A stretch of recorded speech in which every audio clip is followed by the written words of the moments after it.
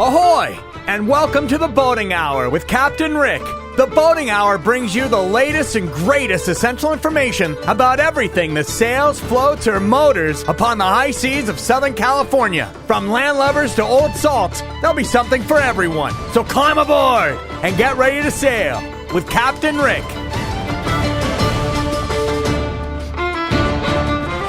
Ahoy out there, and welcome to the Boating Hour. I'm Captain Rick, and I want to thank you for joining us here on AM 870. We're here every Saturday at 4 p.m., and please be sure to visit us on the web at theboatinghour.com. And now on Instagram, Facebook, YouTube, and Rumble, the Boating Hour with Captain Rick. Thanks to our sponsor for our show today. For a healthy gut, the best probiotic on the market, Livia One Probiotics, natural and organic and allergen-free. And right here from Central Coast, California, Livia One Probiotics. And Raycom radios, reliable two-way radios throughout Southern California without drop zones and dead zones. Raycom radios. So today, I want to announce, as I do every year at this time, that I'm going to be featuring all month long to promote and to plug and to get everybody to go out to the Torrance Armed Forces Parade. The Torrance Armed Forces Parade during the Armed Forces Day is Saturday, the weekend of May 18th. So there's a 5K run on that Saturday, and then there's a parade, all kinds of fun stuff going on. It's a 3-day exhibit. So down there in Torrance, the oldest, longest running, most prestigious Armed Forces Parade in the country, the weekend of May 18th. So 3 days of exhibits. Last year, the featured branch was the Coast Guard, and they won the Galley Wars the following week at the Battleship Iowa. So the following week is Memorial Day weekend. It's a 4-day weekend, and that is Fleet Week. So you're going to see the Coast Guard. But attached to the Coast Guard, the civilian volunteers, it's the Coast Guard Auxiliary. I've talked a lot about being an auxiliarist. I've had auxiliarists on the show. Today in studio, I want to welcome my guest, a rising star in the Coast Guard Auxiliary, Jensen. Thanks for joining me here in studio. Rick, I'm happy to be here. It's great every week to hear 50,000 watts of boating information come flying out of AM 870. It is great to be on your show. Thank you for having me. Is that what we have, Mr. Producer? We have 50,000 watts? 50,000 watts daytime. Oh, my goodness. That's amazing. So I had no idea. You know, my handheld radio is only, 5 watts? What is my That would be about 5 or 6 watts would be typically what they are. Yeah, that is fantastic. So, Jensen, I want to talk all about the Coast Guard Auxiliary. We're the civilian volunteers that assist the Coast Guard, and now, because the recruitment's down, we hope to change that when we do boater safety events, and we're going to start helping the Coast Guard recruit. But we've helped them a lot in the galley as cooks. Watch Standard is Alec, we found out at our change of watch, is out there with the radios and communications and all kinds of other stuff. But let's give a little history. The Coast Guard was founded in 1939 on June 23rd. I know that because that's my birthday. So I'm expecting lots of birthday presents. So 1939, the Coast Guard was originally called the Hooligan Navy. It was a lot of people don't know that. They were called the Hooligan Navy. They were the flat-footed seamen and fishermen that didn't join one of the services. And so they were very instrumental, and they became part of officially, the civilian branch was recognized. No other branch has anything like this. When the seamen and the fishermen were out on the East Coast, and those are the ones that discovered the submarines that Adolf sent when the war started. So they found those, and because they were out there fishing, so they became instrumental in the war effort. And we've been in every war. The Coast Guard is one of the oldest branches. But do you know the history of the auxiliary? Can you fill in what I left out? Well, I think that the biggest thing right now is that our mission is to help and augment the Coast Guard active duty. Our primary focus is for recreational boating safety. Then we provide augmentation for the Coast Guard. One of the things that we do is to promote boating safety. We provide free vessel safety checks to any boater. You can go online and request a boater safety check. An email goes out to a number of vessel inspectors. One of us will reach out to you, come out, do a vessel safety check for your boat, and we'll give you a little sticker to put on there. One of the things that's kind of cool is that a lot of boat insurance companies will actually give you a discount if you have that vessel safety check completed. I didn't know that. That's one of the advantages. And another thing that often happens is that if the Harbor Patrol or Active Duty Coast Guard is doing vessel inspections, they'll see that sticker on your boat. They'll know that you've already met the qualifications, and they may decide to move on and check another boat. So the whole idea is we want to keep people safe, and there is no penalty if you have a problem when we're doing the vessel safety check. We cannot give tickets. We can't write you a citation. Our only goal is to make sure that you're safe out on the water. If the Active Duty Coast Guard or the Harbor Patrol finds a problem, you may get a large fine. So we're happy to work with people, and if there's things that need to be corrected, it's not a problem. We'll tell you what you need to do, and then we'll come back after you've corrected it, re-examine, and get you that sticker. Yeah, that's very important. By the way, Jensen, this is my 201 show, my 200th show last week. I had Vivian from the state of California, from the Boating and Waterways, and she's responsible for the dock walking program that the auxiliary, we participate in that. So she was on my show for my landmark 200 show, and told me that she wants every flotilla to be active in that. So we have flotillas, which make up a division, and we just had our division change of watch, where we had active duty Coast Guard that was there. We had a lot of people that were honored for their service in the Coast Guard, but for the Coast Guard Auxiliary, for the time and the efforts that we put out and the hours, it was wonderful. What did you think about the change of watch? This is my second, but we haven't had one in a couple of years, and this was a special one. Yeah, I think it's great to recognize the effort that volunteers put in. I've been involved with a number of volunteer organizations over the years, and the ones that are successful are the ones that recognize what people are doing and giving of their time to make our boating community a better place.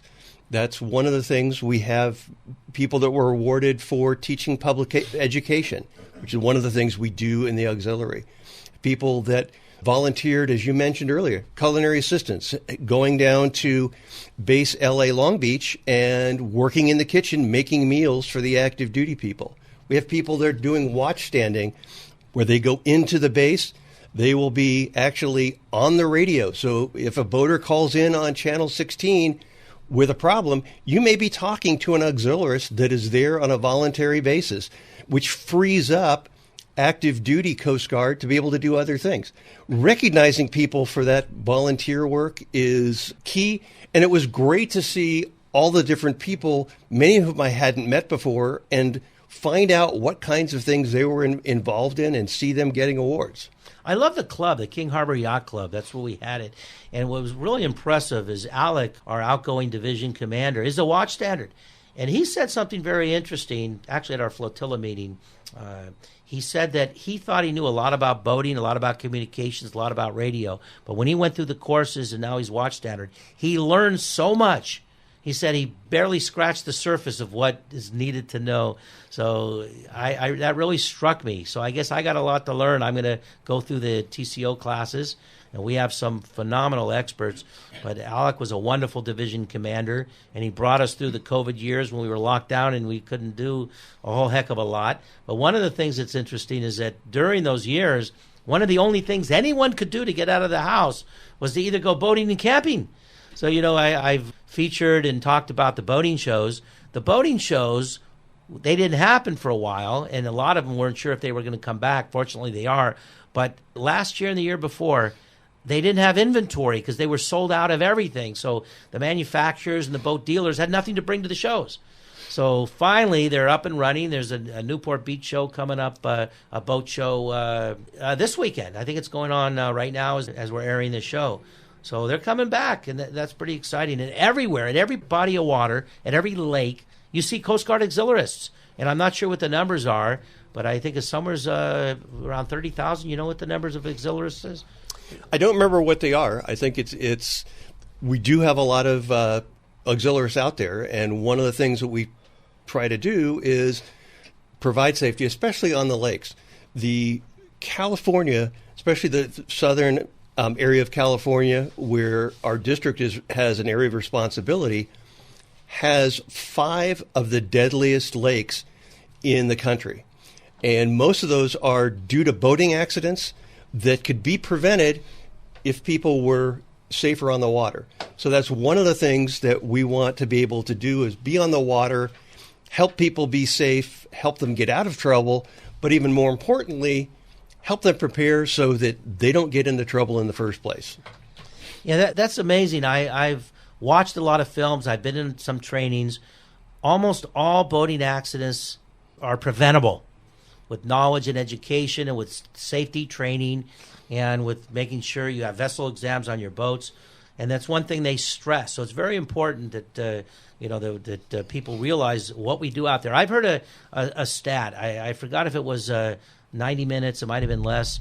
After 9/11, every body of water was patrolled by auxiliarists because the Coast Guard just doesn't have the kind of manpower. So a very short time afterwards, every entrance, every lake, every river, every marina and was patrolled by volunteer civilians that were trained, that understand what they're doing. They've got the communications. And we're going to tell a story about we got a very prestigious national award within our division. So we're going to talk about that in a little bit. So as a Coast Guard auxiliarist, I'm interested in all kinds of stuff. There's so many things. I feel like I'm a scout again. It's almost like being in the Boy Scouts. So it's no other branch does it like this.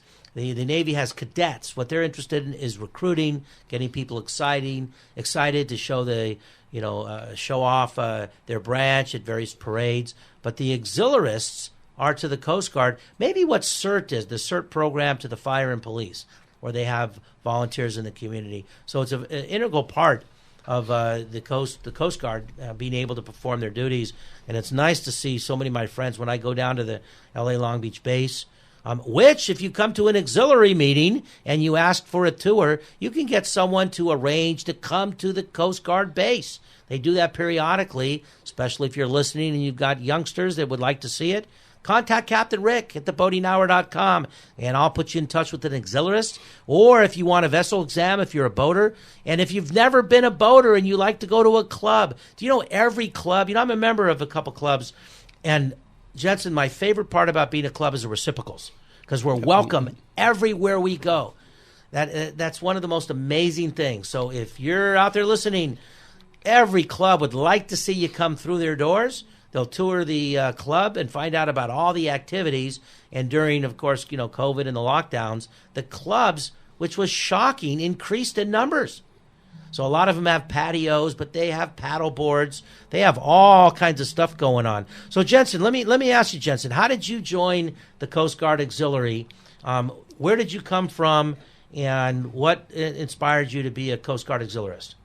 Well, I've been very active in volunteering in a number of organizations over the years.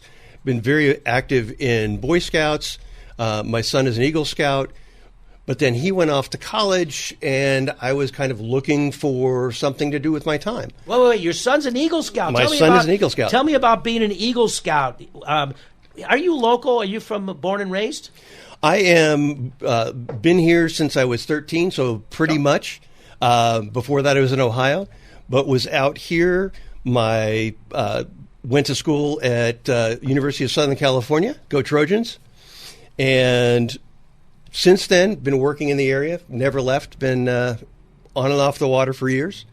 I have been an ASA sailing instructor for about 15, 16 years now, and was at a technical conference of all things, talking about open source software. Give a plug for SCALE, the Southern California Linux Expo, which happens every year in March in Pasadena. Was there attending a presentation, saw a auxiliarist giving a presentation on volunteering and being part of the Coast Guard Auxiliary and the exciting things that were going on. And I talked to her, and lo and behold, came to a couple of meetings, joined, and jumped right in. I've been very active ever since. Wow, that's exciting. And your son being an Eagle Scout, that's fantastic. I'm an Eagle from way back when, but that was ancient history. That was ancient history. I think that was right around the Civil War time. I think that was, yeah. Were you in the north or the south? I think I was in the middle. In the middle, okay. So if you're just joining us now, you're listening to The Boating Hour. I'm Captain Rick. We're here every Saturday at 4 p.m. And please be sure to visit us on the web at theboatinghour.com, where you can listen to our podcast and link to our many guests. And for a healthy gut, the best probiotic that exists, Livia One, natural, organic, and allergen-free. You can click right on our site, theboatinghour.com, and go directly to Livia One probiotics. And Raycom radios, reliable two-way radios throughout Southern California. You know, it's very interesting, Jensen. You know, I am just beginning to learn about radios. I always thought I knew about radios. I have my ham license. Don't use it much now. And telephones came out of a frequency of ham licenses. Yep. And now we have mobile phones. But mobile phones, batteries die. You can't get them wet. You can't see the screen. There are not so smart smartphones out there. And you know, the Raycom radios, they were the old antennas for Nextel, and they have taxi cabs, they've got police stations, they do the Emmys and the Academies. They did the 100-mile race. They were the communication system for the Baker to Vegas, which is pretty impressive. So two-way radios is a lot different than your walkie-talkie. They're basically sophisticated walkie-talkies. Yeah, they are, and they are very reliable and very powerful. One of the things that I'm involved with is every year LA Marathon uses amateur radio operators to go ahead and manage communications for the whole race course. Oh, wow. Ham is difficult because, well, you don't need to know Morse code anymore, right? That was, yeah, back in the Civil War days when you got your license, yeah, you still needed the Morse code, but you probably remembered that from the telegraph.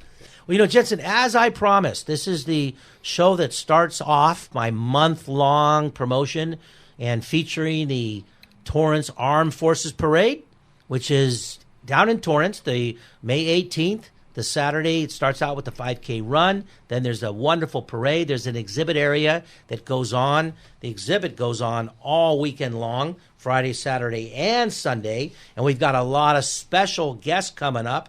So we have some ensigns from the Coast Guard. We've got the Torrance Chamber. We're hoping to get the USO on.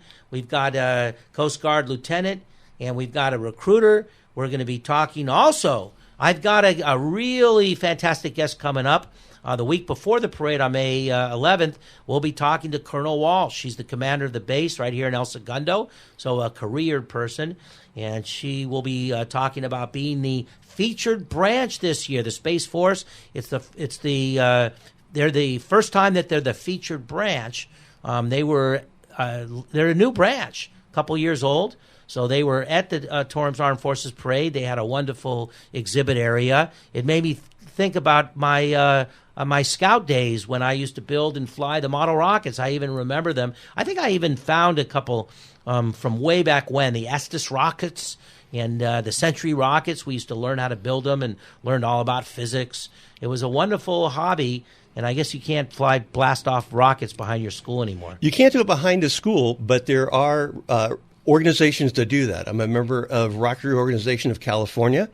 We meet once a month out at Lucerne Dry Lake, launch small rockets to large rockets, and we go out there. We take the Boy Scouts, Cub Scouts out there. But one of the things that I'm looking forward to hearing about from the Space Force is I understand that they have a big STEM outreach program. So I'm looking forward to hearing more about that in your Space Force show upcoming. What is STEM? Do you know what STEM is? It's science, technology, engineering, and math. So it's basically a set of technical disciplines, and it's a focused outreach to get people interested and involved in those areas as possible careers. As technology advances, especially with things like Space Force, we need more people that have those technical abilities. To be a watchstander for the Coast Guard Auxiliary, to fill in for active duty with the radio station there in base, you need to have some technical ability to be able to operate the radios and understand all those things. So it's an opportunity to learn about those things, and it's great the Space Force has the outreach to get kids interested in that at an early age. You know, the next time you go out on your model rocket club, I want to come with you.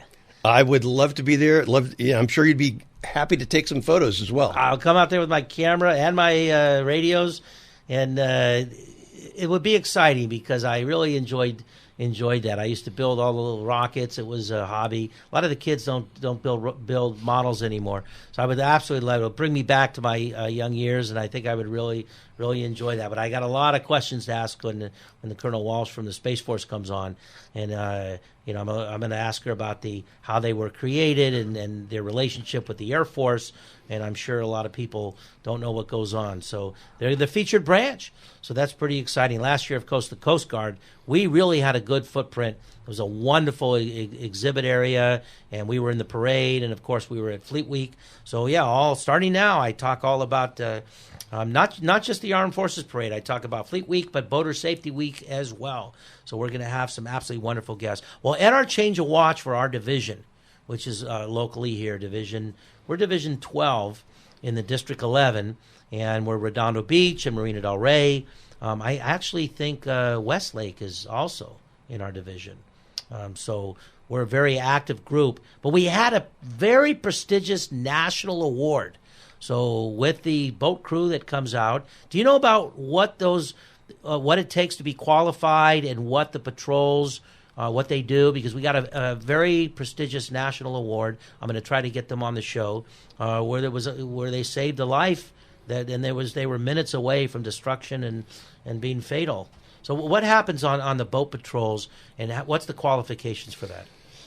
So the qualifications are pretty extensive. I'd been as I mentioned earlier, been a sailing instructor for about 15 years, thought I knew a lot about boats, and amazingly enough, just took a lot of time, a lot of studying. It's very intensive to learn to become a crew member, which is the first level.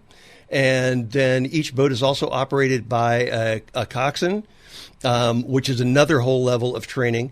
We have not only the training, but then there is a personal qualification standard we have to meet. And then we meet with a qualification examiner, which is an all-day exam, a combination of written, oral, and on-the-water exam to become qualified for any of those roles. I'm going to have to do a whole show on that. So I want to talk about the national award. That was Al Verde, who was, I think he was National Commodore. So of the Coast Guard. I'm going to have to get him, and I know his crew got a prestigious award, Lori. So I'm going to get Lori. I'd like you to come back on the show, and let's bring Lori on the show and talk about being on that.